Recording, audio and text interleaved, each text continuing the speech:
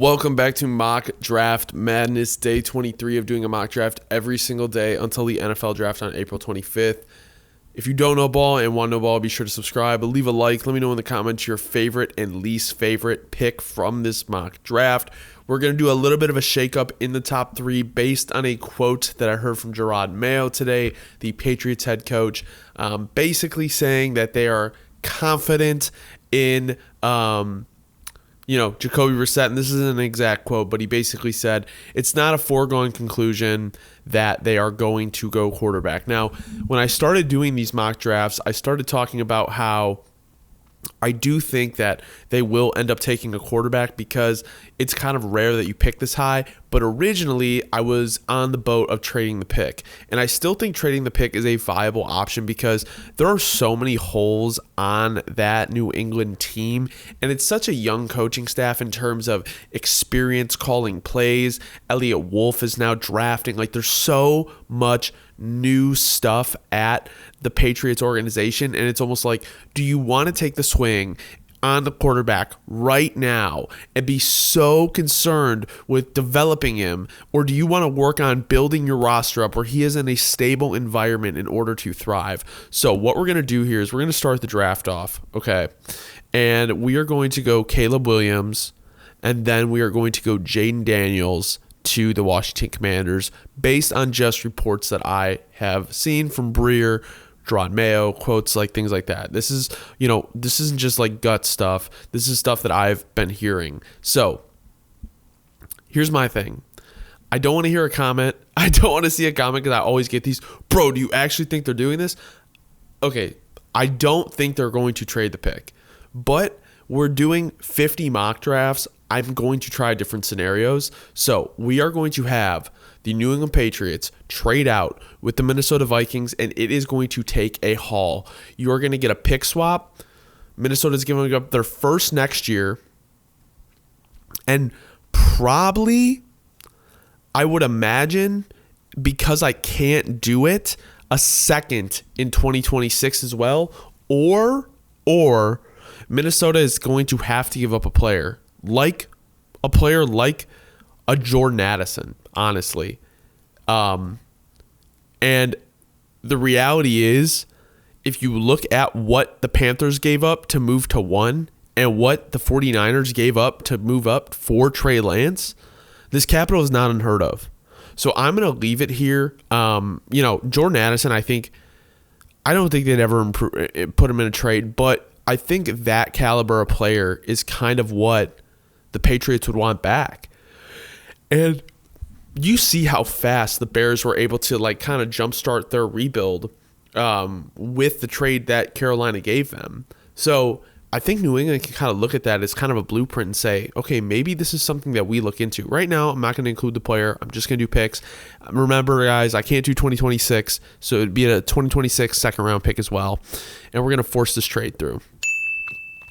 So now the Vikings are on the clock, and they are going to be taking Drake May. Okay, now Arizona Cardinals. Now because the Cardinals are on the clock and they don't need, there's really not going to be anyone wanting to trade up because, you could get JJ. But my thing is, in this scenario, it's very realistic that I think JJ McCarthy can just fall to the Giants because unless Denver's going to give up another haul, I don't think they have the draft capital to move up, especially with a team like the Cardinals or the Chargers, where they're going to have to pay a lot, especially with what they gave up for Russ. I don't think they're going to want to do that. And the reality is, if New York found out that they're bidding against Denver, they can make an easier offer, and the other team could only move back a spot or two. So I'm going to go Marvin Harrison Jr. to the Arizona Cardinals, and I have been going offensive tackle or O-line for the Chargers for quite a while now. And someone made a comment, I can't remember the name, but you'll know who I'm talking about because I said that it was insight and I'd use it in my next mock. Is that Harbaugh did address the line when he was in San Francisco, but it was through the later rounds. And I agree with what they want to run the ball, that the logic is there for them to draft a tackle. I agree, and I think that's very much a possibility. But with guys like Malik Neighbors and Rome Odunze on the board, I think it is a realistic opportunity for them to go get one of the top receivers in the draft. And especially because, obviously, this is a first-round mock, but they do have the 37th pick. They can go and get a second-round wide receiver and give him Quentin Johnston and the second-round wide receiver to kind of develop a little bit. I know Johnston didn't have the best rookie year, but he is still a rookie. He has time to develop and everything like that, or was a rookie. This is only his second year. He has time. Okay. So now with the Los Angeles Chargers, I think I am obviously between Malik Neighbors and Rome Odunze, but if you want to pair them, I would give him Malik Neighbors, and now we're sitting on the clock with the Giants on the clock, and I think if McCarthy is just going to fall to 6, I don't really see a world where they pass on him. Like, Shane and Dable really haven't taken their swing at quarterback yet. And you think, like, realistically, if the Giants have another underwhelming year, do you think both of them still have jobs next year? Like, realistically, like, if they don't, I think they need their quarterback, and that's going to be J.J. McCarthy here at 6. So number 7, we have the Tennessee Titans, and I've had them going Joe Alt almost every time. But what if they want to give Will Levis all the weapons in the world? And there was another comment that suggested this, so I'm using that. Sorry, guys, I'm being like real shitty with the shout-outs right now. But what if they want to give Will Levis all the weapons in the world? D-Hop is going to be a free agent after this year. You have Calvin Ridley. Treylon Burks hasn't been the guy you've wanted him to. So let's take Rome Odunze to the Tennessee Titans. Now, we have the Atlanta Falcons on the clock, and I still think they're going to go defensive tackle here, or not defensive tackle, edge rusher here. I just think they've been targeting that edge for so long, and they've gone offense. With the top 3 wide receivers off the board, I really don't see how they don't go edge, unless there's a team that like really wants to trade up. But I don't know who would want to trade up here. And I don't know how far the Falcons would want to go down. So what I'm going to do is I'm going to have them take Dallas Turner. I know it's very boring for Falcons fans, but it kind of seems where they're leaning.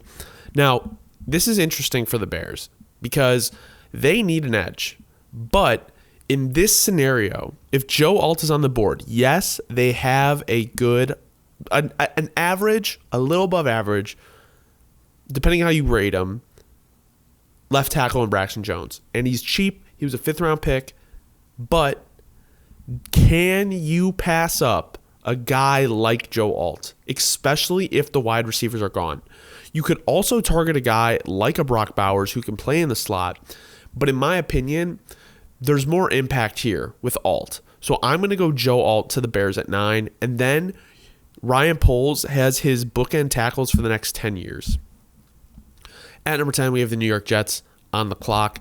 And I think it is a very interesting situation because the reality is they can go and take Brock Bowers and give Aaron Rodgers another weapon. They could also go and add a guy like Jared Verse and make their defensive line even crazier. I think the reality is, though, that the Jets may want to still add a tackle. I know they fixed their line for this year, but the reality is if someone gets injured, it's really just this year. So my thing is you kind of got to rebuild that line with depth. And Talisa Fuaga may be the best option for them, or Olufashanu. Troy Fautanu is also not a bad option, and let me tell you why. He's someone who can play all 5 positions, okay? We know the Jets have a bad history of injuries to the O-line. If you're the Jets, you might have to look at what is better for you on these circumstances compared to what is the better player. Because the reality is, if you're the Jets, you're trying to win the next 2 years with Aaron Rodgers, right? Maybe even longer if he plays longer. Who knows? if you have an injury to the O-line, Fautanu is a guy who could play any position, and you're not going to be losing quality of play. If you draft Fuaga or Olu-Fashanu and you have an injury to the interior of the O-line, they're not moving around.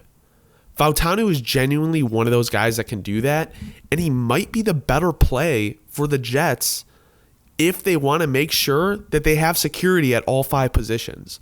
So I am going to go Fautanu to the New York Jets. Now we're sitting here at 11, and they re-signed Mike Owenahu, and I believe, am I tweaking? I think he's a left tackle. NFL depth chart. Let's see, guys. Let's just check real quick. I believe he's a left tackle because that's going to determine my next pick. Because I think, honestly, Olu-Fashanu would be a really good pick for them. Yeah, so he's going to be their... wait. I wonder who's the right guard? Wait. Why am I tweaking? I thought he was their tackle. All right, well, in that case, we're just going to go Olu. Yeah, shows how much I know. Yeah, we're going to go Olu then. That's a very, very easy pick. I could have sworn he was a tackle for them. Oh, well. Anyway, you're getting a franchise left tackle regardless, and that is a great way to start to support your quarterback of the future, whoever that is going to be. Jacoby Brissett isn't a scrub either. Like, he has opportunities to really take this team farther than you would imagine. I don't think it's going to be very far. Their roster is really lacking talent, but he's one of the higher end backups in the league. So now we have one of the most interesting spots in the first round with Denver. I don't know what they're going to do. I really do not. Corner's always an option. You could give him Brock Bowers. I just think it's like, I don't know how you win with this pick unless you're able to trade back. And, their O-line is kind of decent unless you want to get a center. And you could go edge. This is just such a tough pick. Like, I don't love their interior either. It's not horrible. I guess their corner room isn't amazing, but it's not bad. Like, that's the thing is, like, there's so many things you can do with the Broncos here, and I just don't know what would be the best option. If you look at their tight end room, though, it is pretty weak, and their wide receivers are getting a little bit older. You don't have, like, it's almost hard to pass up Bowers at this point in the draft because he's obviously the best player available, and you don't necessarily have an answer for all these other weapons on your team, or like lack of weapons on your team. So I'm going to go Brock Bowers here, unless I'm trying to think of a team that maybe wants to trade up. I don't know. I think I'm just going to stick and pick with Brock Bowers. Now we have the Las Vegas Raiders on the clock. I think if Talisa Fuaga is there on the board, that is such an easy pick for them. Such a Raider in the way that he plays. Definitely something that AP wants. So if he's there at 13, I think he is. Don't actually do it, but throw the mortgage on them taking Talisa Fuaga. At number 14, we have the New Orleans Saints, who, they need tackle and they also need D-line help. And with Jared Verse sitting here, I think that is a very simple pick for them. They need to replenish the O-line and D-line, and they need to add youth. So if Jared Verse is sitting there, if any one of the top tackles are sitting there, I think you got to go get them. At number 15, we have the Indianapolis Colts. They have their pick of the top corner on the board, whether that's going to be Quinyon Mitchell or Terrion Arnold. I've been alternating picks for them. I'm going to give them Terrion Arnold. I think he is a very, very good player and will grow to be probably one of the best corners in the league. Now at 16, we have the Seattle Seahawks. Fautanu would be a great pick here if he was available. I do think maybe you could also go Byron Murphy, because my thing with the Seahawks is they have their D-line is so weird because they have so many like role players, but no one outside of Leonard Williams that like really like moves a ton of the needle for me. Like, Mafe has developed. Draymond Jones is okay. Jaron Reed is decent. Like, no one, to me, really moves the needle. And I think the issue with them mostly is the interior O-line. And Jackson Powers-Johnson gives you the most versatility. He can play center. He can play guard. They lost one of their guards. Like, they need help on the interior of their offensive line. And Jackson Powers-Johnson here at 16 makes too much sense. Now, with the Jacksonville Jaguars on the clock, there's a lot of things you can do here. I mean, you could go receiver since you lost Calvin Ridley, and I think that is realistic. And you could add to the corner room. And with Quinyon Mitchell here, it's kind of hard to pass up because the reality is you can get one of the wide receivers. You can also get a wide receiver in the second round. And they only had to give up a third round pick, so they still have their second. But at the end of the day, I think if Quinyon Mitchell's there at 17, you probably have to take him over a wide receiver in a deep class like this. At number 18, we have the Cincinnati Bengals. I really, really do like Amarius Mims, but maybe pairing Leatu Latu with Trey Hendrickson would be a scary line for the Cincinnati Bengals. At number 18, we have the Los Angeles Rams, and with both of the interior D linemen sitting here, it is just such an easy pick. I went Jerzon Newton before, but I'm going to go Byron Murphy today. You'll never be able to replace Aaron Donald, but that is definitely a guy that is nothing to scoff at. You'll give Kobe Turner another person to rush with, so it's not just him. And now we're on to the Steelers at pick 20. So we could go tackle here. I like the idea of adding a guy like an Amarius Mims who can play both spots, and the idea that, you know, he doesn't have to play right away is nice. They can kind of do the same Broderick Jones formula that they have, that they did with him last year, give him time to rest and sit, and then when he is ready to go, you can play him. At number 21, we have the Miami Dolphins. Graham Barton is a very, very easy pick here because you fix the interior offensive line, but also with Jerzon Newton there after losing Christian Wilkins, I feel like that might be a more impact position for them. So I'm going to give them Jerzon Newton out of Illinois, the interior defensive lineman. Cooper DeJean to the Eagles. Anytime he's there, it is such an easy pick. He can play safety, pair him up with CJ Gardner-Johnson. You can move him to corner sometimes, and you have that versatility. Now, the Patriots went with Olu Fashanu at tackle. So the reality is you can go get another tackle if you wanted to. Like, you can build your line quick. And I know they signed their other guy. I'm not even going to attempt his name, but I believe it was to a 1-year deal. I believe it was a 1-year deal, and he's a little bit young, so, you know, he's not great, but he's not the worst in the world. And I guess my thing is, like, you can go get a wide receiver in the second round, and your team has a lot of holes. They do desperately need receiver, but at the end of the day, if you think about it, like, you have Barmore on defense, you have Judon on defense. You know, their defense isn't horrible. Their offense is kind of wretched. So if you're able to put Olu Fashanu here, and you're able to get J.C. Latham, and then you have Owenahu and Strange in the guards, I am starting to like your offensive line quite a bit. So Patriots fans, it's going to be a boring draft, but getting both of your tackles in the same draft to allow them to develop could be very good for you. And now we have Graham Barton to the Dallas Cowboys. He can play tackle for you in a pinch. He can also play any of the interior positions. He has 5 position versatility. That's very valuable to a lot of NFL teams, and I think the Cowboys will value it quite a bit.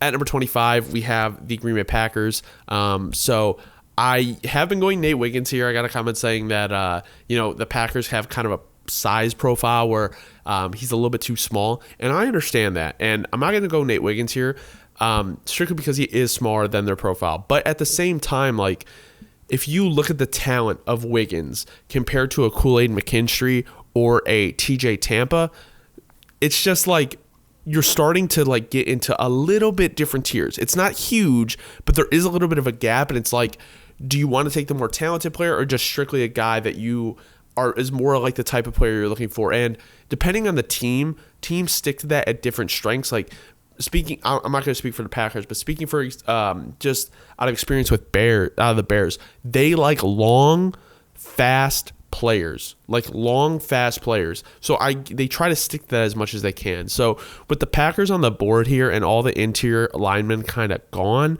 I think maybe what we might want to do, we could give them Tyler Nubin. I do really like that pick. And then we could also give them a guy like a TJ Tampa or a Cooley McKinstry. So I'm going to give them, let's take a look here. 6'2", 200 pounds. I think Cooley McKinstry's like 195. Yeah, 6'1", 195. Either or. Kool-Aid is more of like that first round pick type of guy. So I think I'm going to go Kool-Aid McKinstry. I'm not saying Tampa can't be a first round pick, but I also think it's something where it's like, he might fall into the end of the first, depending on who takes them. So now we have the Tampa Bay Buccaneers on the clock, and based on who we have on the board here, I think, center might not be a bad option to replace Ryan Jensen. I think they do need some corner help. So I'm actually going to have TJ Tampa going to the Tampa Bay Buccaneers. At number 27, we had Marvin Harrison Jr. with our first pick in this mock. And the Arizona Cardinals could use a guy like a Nate Wiggins. So that's what I'm going to do.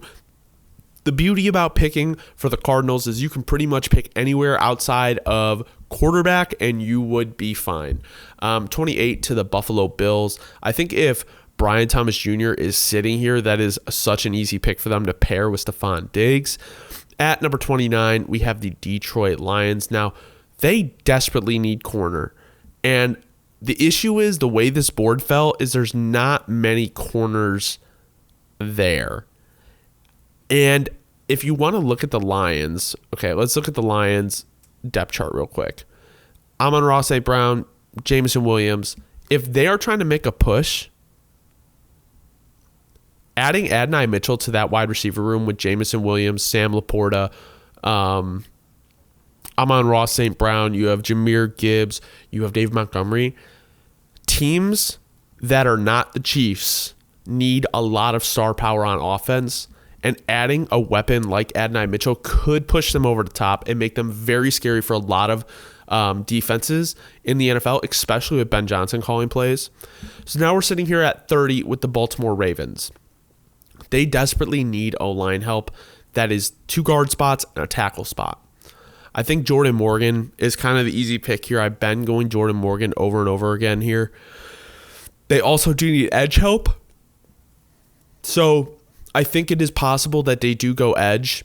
I think the reason if you look at their O-line here, okay, right? Josh Jones is actually not bad.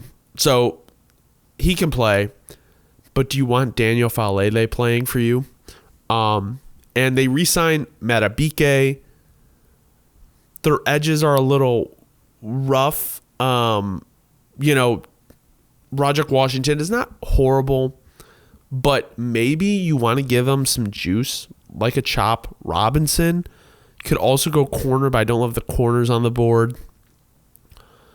I don't know, guys. This one's tough because, center, I would go Zach Frazier, but, center is really, the position they don't need.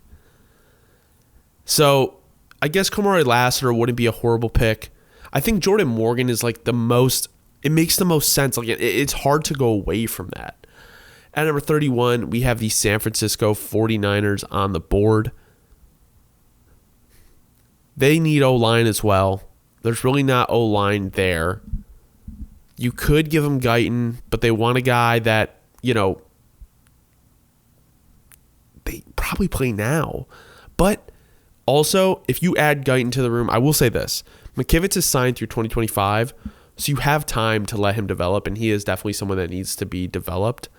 So I think sitting here with the Chiefs, they do need offensive line help, but they need they need guard. And they definitely, at this point, do need corner. Because with L'Jarius Sneed gone, I know they have McDuffie, I'm trying to think who else they have on that list. Joshua Williams. Yeah, I don't I don't know, guys. I feel like any of these guys could work for them. And maybe you lean towards like an Ennis Rakestraw. He's like really good in the run game. He's a local product. I do like Kamari Lassiter a little bit more. I just think he's a little bit more polished. So that's where I'm going to go with the Chiefs. I'm going to go Kamari Lassiter. This has been Mock Draft Madness, day 23 of doing a mock draft every single day until the NFL draft. Let me know in the comments your favorite and least favorite pick from this mock draft. Leave a like. If you don't know ball and want to know ball, be sure to subscribe. We appreciate it. We're growing the channel every day. We are getting closer and closer to the NFL draft, almost 30 days away. I couldn't be more excited. We will be back tomorrow with our You Don't Know Ball mock draft 5.0. It's going to be a 2-round alternating draft between me and Dobbs. And yeah, have a great rest of your night. Thank you.